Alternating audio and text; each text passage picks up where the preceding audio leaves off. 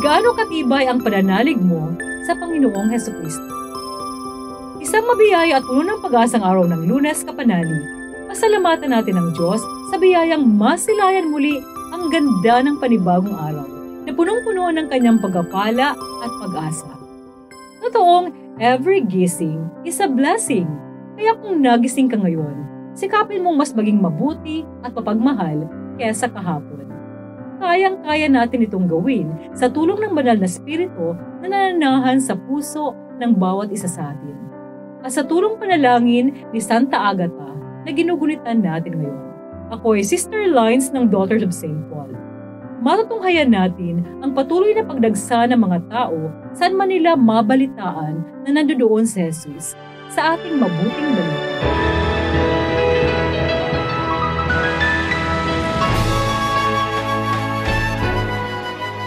Pagkatawid ni Jesus at ng kanyang mga alagad, dumating sila sa pampang ng Genesaret at doon nila isinadsad ang bangka. Paglunsad nila ng bangka, nakilala si Jesus ng mga taga roon at patakbo nilang ipinabalita ito sa lupaing yun. Kaya dinala nila ang mga may sakit na nasa higaan kung saan nila mabalitaang naroroon siya. At saan man siya lumakad, sa mga nayon man o sa bayan o sa bukid, inilalagay nila sa mga liwasan ang mga may sakit at nakikiusap sa kanya na mahipo man lamang sana nila ang laylayan ng kanyang damit at gumaling ang lahat ng humipo rito.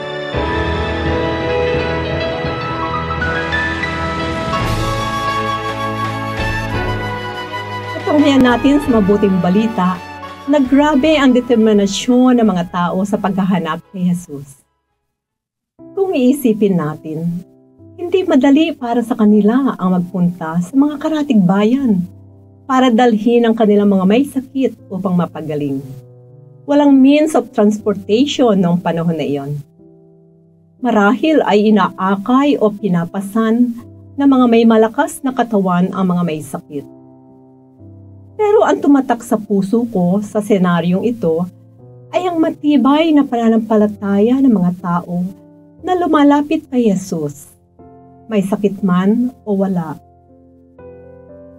Faith is the driving force why they willingly go through those hardships. Ang totoo, hindi lamang faith ang nag-udyok sa kanila, but also hope and above all, love. Magkakasama lagi ang tatlong virtues na ito.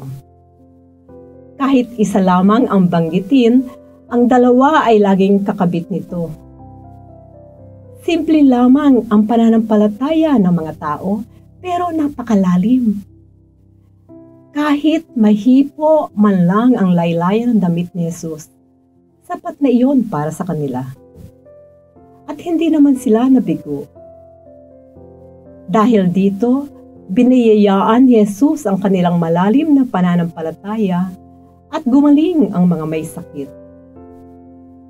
Kapag malalim ang pananampalatayang nananahan sa ating puso, mararating natin ang mga mithiin sa buhay.